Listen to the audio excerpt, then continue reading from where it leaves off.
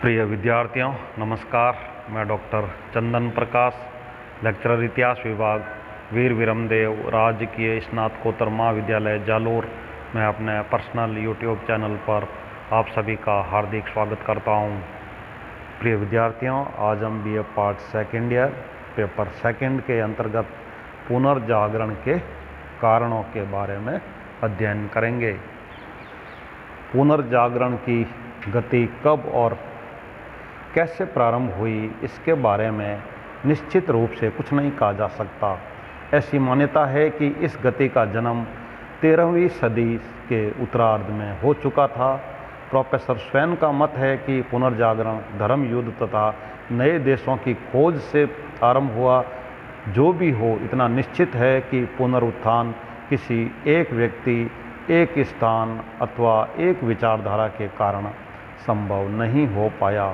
फिर भी निम्नलिखित कारणों को इनके लिए उत्तरदायी माना जा सकता है। नंबर 1 है धर्म युद्ध यानी क्रूसेड। ईसाई धर्म के पवित्र तीर्थ स्थान जेरूसलम के अधिकार को लेकर ईसाइयों और मुसलमानों यानी सेल्जुक तुर्क के मध्य लड़े गए युद्ध इतिहास में धर्म युद्धों यानी क्रूसेड के नाम से विख्यात है। यह युद्ध लगभग 200 वर्षों तक चलते रहे। इन धर्म युद्धों के परिणाम स्वरूप यूरोपवासी पूर्वी रोमन साम्राज्य तथा पूर्वी देशों के संपर्क में आए और अनेक चीज़ें देखी तथा उन्हें बनाने की पद्धति भी सीखी। नंबर 2 है व्यापार का विकास। व्यापार वाणिज्य का विकास तथा आर्थिक समृद्धि पुनर्जागरण का एक प्रमुख कारण था। सामंती युग के प्रारंभ में धन संपत्ति का संग्रह केवल थोड़े से सामंतों के पास और चर्च के पास ही हो पाया था और इन दोनों को वैज्ञानिक प्रगति तथा खोज तथा अनुसंधान में रुचि नहीं थी। सामंत वर्ग की तो परिवर्तन के नाम से ही चिढ़ थी, क्योंकि उन्हें हर समय यह भय बना रहता था कि कहीं परिवर्तनों के परिणाम स्वरूप उनके अधिकारों तथा स्थिति में परिवर्तन न आ जाए। अतः जिज्ञासु वैज्ञानिकों, अन्वेषकों और कलाकारों, साहित्यकारों तथा विचारकों को प्रगतिशील कार्यों के लिए प्रोत्साहन एवं संरक्षण नहीं मिल पाया। मध्य युग के उत्तरार्ध में यूरोपीय व्यापार वाणिज्य का अंतर्राष्ट्रीय स्तर पर विकास शुरू हुआ। व्यापार वाणिज्य के विकास से कई नए नगरों का उदय हुआ। इन नगरों के व्यापारियों के भव्य भवन बने। व्यापारियों ने ज्ञान विज्ञान को प्रोत्साहन दिया, जिससे नगरों का वातावरण बदलने लगा, क्योंकि इन नगरों पर सामंतों अथवा धर्माधिकारियों का विशेष प्रभाव कभी कायम नहीं हो पाया। अतः यहाँ व्यापारी वर्ग तथा मध्यम वर्ग का बोलबाला था, जिनके पास धन की कमी नहीं थी और जो समाज में अपनी शान शौकत तथा प्रतिष्ठा बढ़ाने के लिए मुक्त हाथ से धन खर्च करते थे। इसके अलावा व्यापारी वर्ग को सामंतों तथा चर्च दोनों से ही जलन थी। अतः वे लोग लेखकों, विद्वानों और कलाकारों को आश्रय देते और विचार विनिमय के लिए गोष्ठियों का आयोजन करते थे। इन गोष्ठियों में विविध विषयों पर वाद विवाद होता था, तर्क वितर्क होता और प्रत्येक वस्तु की अच्छाई बुराई की चर्चा की जाती थी। इससे लोगों की चिंतन शक्ति का विकास हुआ। चिंतन शक्ति के विकास से पुरानी मान्यताएं टूटने लगी और नई मान्यताओं की पृष्ठभूमि तैयार होती गई, जिससे पुनर्जागरण को बल मिला। नंबर 3 है अरब और मंगोल। पूर्वी देशों के संचित ज्ञान से यूरोप वासियों को परिचित कराने में अरबों और मंगोलों ने भी महत्वपूर्ण भूमिका अदा की। यूरोप के बहुत से क्षेत्रों, विशेषकर स्पेन, सिसिली और सार्डिनिया में अरब लोग बस चुके थे। अरब लोग स्वतंत्र चिंतन के समर्थक थे। उन्हें शिक्षण संस्थाएं स्थापित करने में रुचि नहीं थी। उनके द्वारा स्थापित शिक्षण संस्थाओं में धर्मनिरपेक्ष ज्ञान विज्ञान का पठन पाठन होता था। अरब लोगों को यूनान के सुप्रसिद्ध विद्वानों प्लेटो तथा अरस्तु की रचनाओं से विशेष लगाव था, क्योंकि ये दोनों विद्वान स्वतंत्र चिंतक थे और उनकी रचनाओं में धर्म का कोई संबंध न होता था।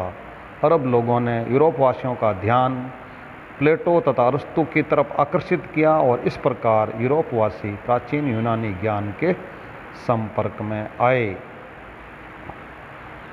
नंबर 4 है स्कॉलिस्टिक विचारधारा। मध्ययुगीन यूरोपीय दर्शन में एक नई विचारधारा चल पड़ी जिसे स्कॉलिस्टिक अथवा विद्वतावाद या पंडित पंथ कहा जाता है। यह अरस्तु के तर्कशास्त्र से प्रभावित था और अरबों ने यूरोपीय विद्वानों को अरस्तु की विचारधारा से परिचित कराया। अरस्तु के तर्क के साथ सेंट अगस्टाइन के तत्वज्ञान को भी जोड़ दिया गया। इस प्रकार विद्वतावाद में धार्मिक विश्वास और तर्क दोनों का समन्वय किया गया। इस समय तक यूरोप के कई नगरों पेरिस, ऑक्सफोर्ड, बोलेन आदि में विश्वविद्यालय स्थापित हो चुके थे। इन नव स्थापित विश्वविद्यालयों ने विद्वतावाद के आंदोलनों को तेजी से आगे बढ़ाया, जिससे विद्या अध्ययन एवं वाद विवाद का प्रोत्साहन मिला। 13वीं शताब्दी के अधिकांश विद्वानों ने तत्वज्ञान और तर्कशास्त्र पर विशेष जोर दिया और उसी बात को सही मानने का निर्णय किया जो तर्क की सहायता से सही पाई जा सके। नंबर 5 है कागज़ और छापाखाना। कागज़ और छापाखाना के आविष्कार का श्रेय चीनियों को है। यूरोपवासियों को इन दोनों की जानकारी देने का श्रेय अरब लोगों को है। सर्वप्रथम इटली के लोगों ने अच्छी किस्म का कागज़ बनाना सीखा और फिर धीरे धीरे यूरोप के अन्य देशों में भी कागज़ बनने लगा। 1450 ईस्वी में जर्मनी के गुटनबर्ग ने छापे खाने का आविष्कार किया। इसी के साथ यूरोपीय नगरों में छापे खाने भी खुलने लगे।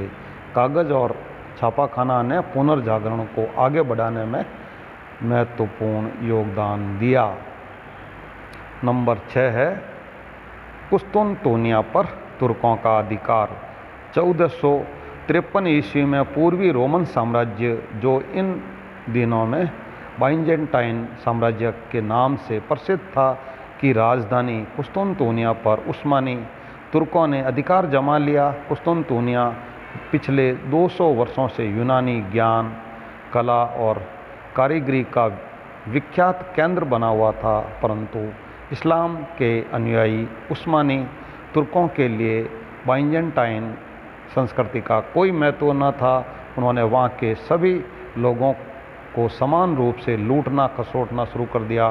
परिणाम स्वरूप बहुत से यूनानी विद्वान अपने साथ प्राचीन यूनानी एवं रोमन पांडुलिपियाँ लेकर आजीविका की खोज में इटली, फ्रांस, जर्मनी आदि देशों में आ गए। उनके बस जाने से यूरोपीय देशों के बौद्धिक वातावरण में उथल पुथल मच गई। यूरोपवासी अब रुचि के साथ यूनानी साहित्य के अध्ययन अध्यापन की ओर अग्रसर हुए, जिससे उनका दृष्टिकोण व्यापक होता गया।